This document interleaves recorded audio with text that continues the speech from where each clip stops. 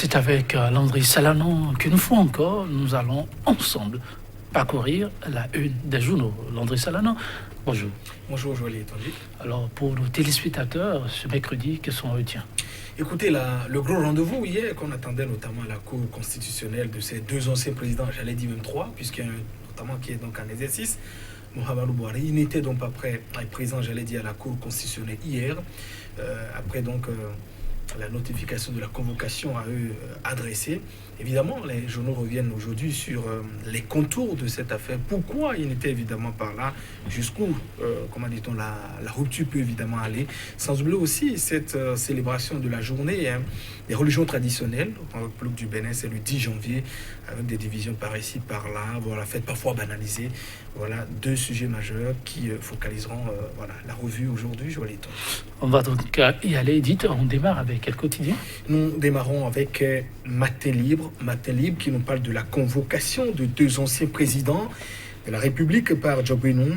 Plus rien n'effraie la rupture, nous dit le quotidien. Soglo parle de plaisanterie de mauvais goût. Comment la Cour traitera le cas Bouhari? Une interrogation à la une ce mercredi du journal Matin Libre. Et pendant ce temps, le matinal nous parle donc de mise en état du recours contre la fermeture des frontières nigériennes.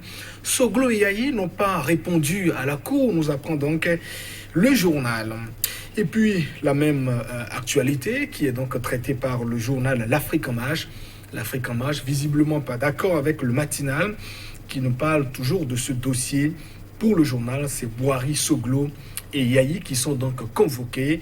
La colère du professeur Philippe Noudjanoumé est donc à découvrir dans les colonnes du journal, sans oublier également la réaction ou les réactions de l'entourage des personnalités. Nous apprend donc l'Afrique en marche, le journal qui nous parle également de la liberté de la presse au Bénin.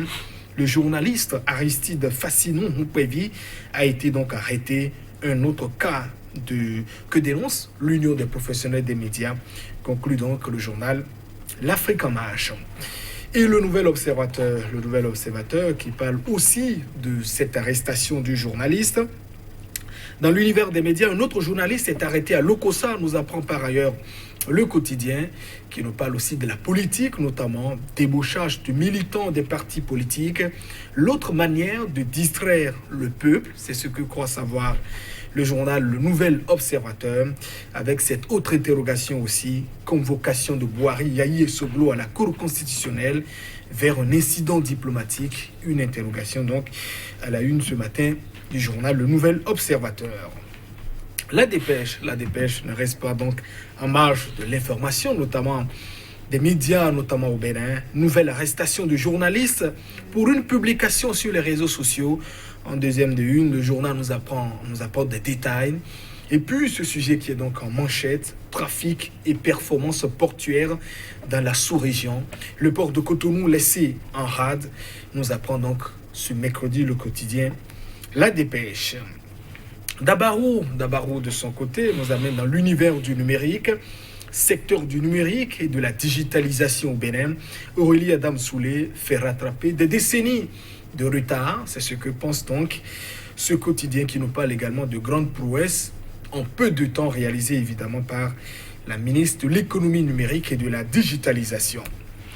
Info Plus nous amène au Parlement du Bénin. Contrôle de l'action gouvernementale, les députés se réveillent, c'est ce que nous dit le quotidien avec cette exclamation. Évidemment, en faisant allusion à cette question orale qui est donc programmée demain jeudi au niveau du Parlement. Et puis, le journal Info Plus qui s'intéresse aussi à la célébration des religions endogènes au Bénin, appelle à la suppression du 10 janvier. Le vaudou victime d'amalgame, c'est ce que conclut donc le journal qui a évidemment réalisé un dossier sur le sujet. Et le même sujet est traité donc par 5 minutes ce mercredi, fête du 10 janvier, grande division. À Semepoji, nous apprend donc le quotidien qui nous propose un article et aussi l'image du maire de la commune de Semepoji à la une du journal 5 minutes. Soleil levant ne déroge donc pas aussi, ne s'éloigne pas, j'allais dire, au sujet. Manifestations officielles de la fête du Vaudou dans la commune d'Abomey-Calavi. Le maire Georges Bada lui veut offrir une organisation à la hauteur de l'événement aux populations. Nous apprend donc le journal soleil levant. Et puis nous finissons avec le quotidien Pays émergent. Pays émergent qui nous parle donc de ces subventions accordées par l'État béninois au club de sport au Bénin. Les responsables du club reconnaissant envers le président Patrice Talon et son ministre Oswald Omeki 30 millions de francs CFA comme subvention pour la suite de la compétition. Voilà donc l'enveloppe qui a été donc allouée à chaque club, nous apprend donc le journal Le Pays émergent, le journal évidemment sur lequel nous mettons provisoirement un thème à la revue des titres Joël Yetonji. Merci à vous, Landry Salanon. Nous allons démarrer avec Matin Libre. Oui, Matin Libre qui nous parle donc de la convocation de deux anciens présidents par Diogbenon, le président de la Cour constitutionnelle. Plus rien n'effraie la rupture, nous dit donc le quotidien. Soglo parle de plaisanterie, de mauvais goût. Comment la Cour traitera le cas Boiré? C'est une autre interrogation à la une du journal Matin Libre.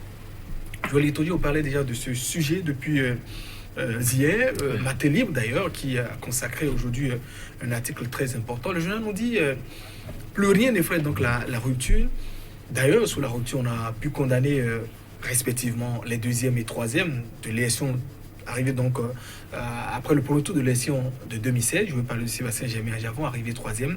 Lionel Zissou, lui à qui on a flanqué une condamnation également, 5 ans d'inéligibilité. Sébastien Germain-Ajavon, 20 années, exilé aujourd'hui en France. Le journal nous rappelle également que toujours sous la rupture, Boni Yaye a été assigné pendant 52 jours à son domicile. C'était donc en mars dernier, aux législatives dernières d'avril 2019. Sans oublier également Kérékou aussi, qui a été quand même touché, feu général Mathieu Kérékou, avec son domicile qui fait objet, j'allais dire, notamment de discussions avec l'État et la famille.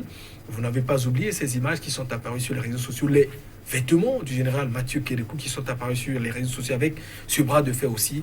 La conclusion du journal, c'est que plus rien n'effraie la rupture, qui s'interroge jusqu'où ira donc la rupture.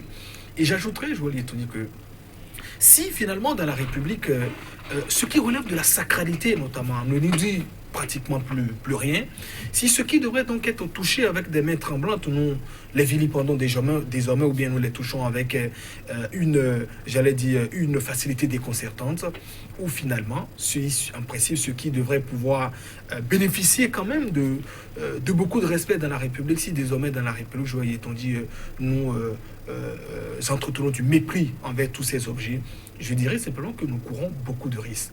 De risques parce que à la fois nous projetons une mauvaise image, un autre risque parce que c'est notamment comment nous nous comportons avec les autres que les gens apporteront une certaine réaction, c'est-à-dire que c'est l'image que nous projetterons, c'est à cette image que les gens apporteront une certaine réponse. Donc, risque également de banalisation, d'inconsidération, de fait de ne pas davantage considérer notre pays. Et puis finalement, c'est le Bénin qui continuera sans doute à descendre, comment dit-on, de son piédestal. Et pour en revenir d'ailleurs à cette requête qui a été donc adressée à la Cour constitutionnelle, suite à laquelle la juridiction, comment dit-on, a pu convoquer les anciens présidents, je le dis peut-être avec la plus grande gravité ce matin, Joël Yetonji, des questions davantage se posent. Est-ce que la Cour de son propre chef devait pouvoir à la fois enrôler par exemple cette requête? Parce que quand nous interrogeons quand même les dispositions de la Constitution qui nous parlent à la fois des prérogatives de la Cour constitutionnelle, 3 domaines essentiels: juge de la constitutionnalité des lois organiques et puis lois ordonnées avant leur promulgation, juge également du contentieux électoral et juge également de la violation des libertés. On se pose la question de savoir, quand on nous dit par exemple fermeture illégale des frontières de Sémékraké, dans quelle catégorie évidemment peut-on classer par exemple cette requête? Donc il y a un débat de fond par exemple qui se pose sur l'objet de cette requête. Pourquoi la Cour en est arrivée jusqu'à nous programmer cette requête? La conclusion pour que beaucoup tirent, et d'ailleurs je partage en partie ces conclusions, c'est que est-ce que la Cour n'est pas à la recherche de buzz, Joël Yetonji? Parce que c'est une interrogation. La Cour à la recherche de buzz. C'est une interrogation que je m'interroge. Est-ce que la Cour n'est pas à la recherche peut-être de buzz? Le buzz dont je dis, c'est pas... Est-ce qu'elle n'en a pas suffisamment fait déjà? Suffisamment fait, non. C'est-à-dire, c'est pas une recherche peut-être d'être davantage dans les médias pour qu'on en parle. Parce que c'est quand même un sujet arrivé à convoquer, à la limite, 2 anciens présidents, un en exercice. Je rappelle quand même que selon les recoupements, le président Boari n'a pas reçu officiellement, en tout cas pour le moment, la convocation à lui adressée pour pouvoir vous pouvez le certifier. Hein. Oui. La Cour constitutionnelle a même réagi pour dire qu'elle n'a jamais convoqué Boari. Voilà, donc c'est les deux monuments. Voilà, les deux monuments de la République. Bon, les deux anciens présidents, Boni Yayi et puis Nicéphore de donner ça aussi à eux pour le moment que la convocation a été donc adressée. Donc on continue de s'interroger. Est-ce que la Cour n'est donc pas à la recherche peut-être d'une certaine médiatisation? Parce que je me dis une fois encore sur le débat de fond, si on doit pouvoir mener le débat de fond, il y a beaucoup de choses qui se passent. Et nous voulons peut-être attendre jusqu'à la fin de voir quelle décision la Cour rendra. Parce que quand on parle de dire Boni Yayi complicité, je ne sais pas, de manipulation de la fermeture de la frontière, Soglo, je ne sais pas, poursuivi donc pour sabotage de la crédibilité des élections législatives. Voilà, finalement, ce sont des sujets pour lesquels on se dit, qui en tout cas, moi, à mon avis, ne n'entrent pas dans le cadre des prérogatives qui sont conférées donc, à la Cour. On attend évidemment de voir les arguments, disons, là, que développera donc la Cour sur ces différentes, sur cette requête, pour voir aussi si notre très cher Diego Alain, j'ai vraiment la curiosité de connaître ce compatriote ou ce concitoyen, de voir, voilà, et peut-être de m'entretenir avec lui, de savoir un peu qu'est-ce qu'il a fondé à envoyer ces différentes requêtes. Donc, je conclurai simplement en disant que certes, on a saisi, la Constitution nous offre la possibilité de saisir la Cour constitutionnelle directement, tout citoyen pour front, mais ce n'est pas pour autant aussi qu'il faut l'engorger avec parfois voilà, des requêtes sur lesquelles il y a vraiment beaucoup de choses à dire, sur lesquelles on se dit, pendant qu'on attendait donc la Cour pour dire quand même, voilà, séparons les bons grains de livret, elle-même visiblement aussi, nous les programmes, et puis ça achète. Bon, peut-être les journalistes vous diront que nous avons de la matière, nous en parlons, mais je dis, sur le débat de fond, il y a beaucoup de choses aussi à dire. Oui, beaucoup de choses à dire, merci à vous, Landry Salano. On va, mais en tout cas, s'en arrêter là, on a beaucoup de temps pour évoluer sur d'autres sujets. Oui. On se reverra demain pour poursuivre avec nos confrères, chers téléspectateurs. Merci une fois encore d'avoir été des nôtres, et à demain.